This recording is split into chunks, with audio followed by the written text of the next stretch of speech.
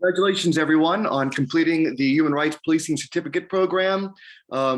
Great job on the discussion board this week and all of your interactions with community members applying human rights policing. So we're very impressed. It was very clear to to us that your ideas and the concepts of this course you took seriously, you took to heart in order to apply human rights policing in your interactions with community members as professional law enforcement agents. So impressive job. And we also learned so much from you throughout this entire time.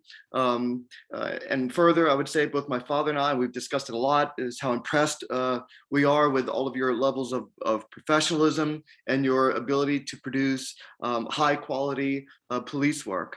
And so just a departing thought, something I was thinking about this week. I remember when I was living in New York City, and one day I was just walking down the street and I saw someone get hit by a car. It was actually a young woman. She got hit by a car and she was, pretty mangled.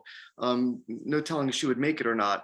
And I remember me and other people who I didn't know just kind of seeing it, and somebody had already called the police. And so the situation was taken care of. And then we all just, kept walking, and I realized that it didn't faze me. It didn't bother me. I didn't really think about it. It wasn't until a day or two later where I realized that I saw a pretty, traumatic event of something rather gruesome. And I just, like water for ducks back. I didn't even, think about it.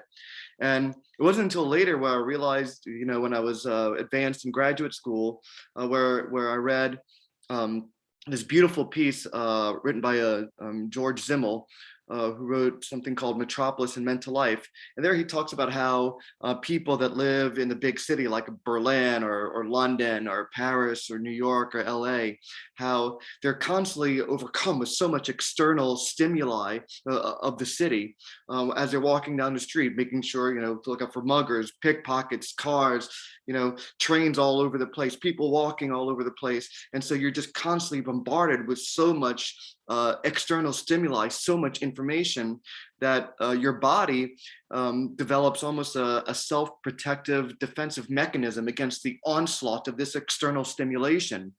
And people develop what he calls this blasé attitude, this level of indifference in order to deal with all this external stimuli. Because if you were to focus on all this different external stimuli going on, you couldn't live your life.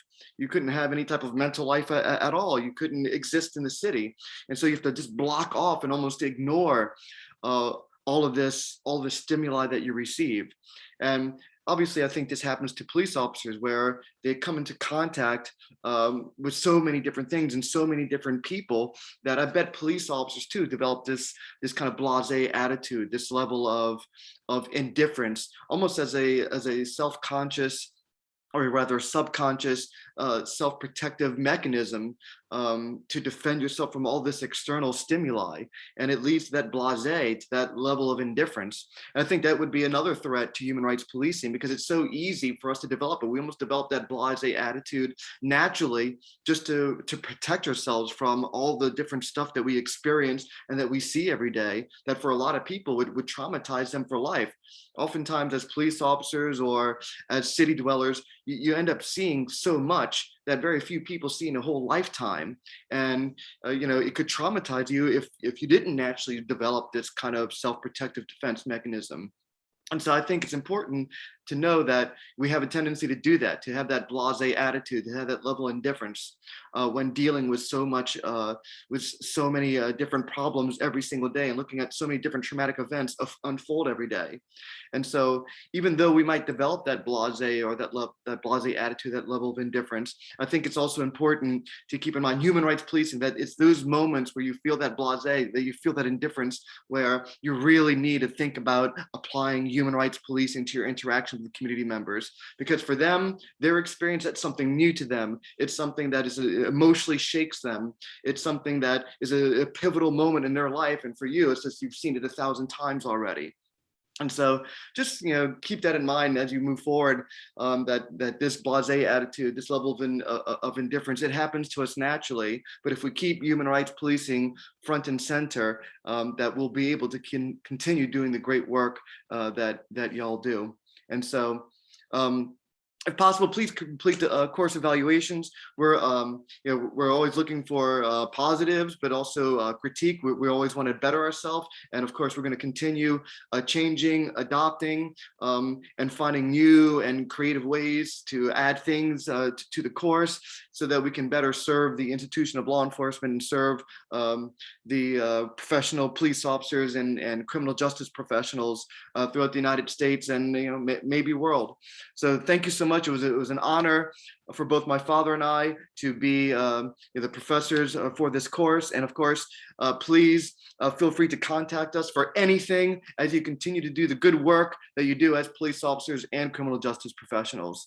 So thank you so much. Again, it was a privilege, and hope you enjoyed the class, and we look forward to hearing from you again. Thank you so much.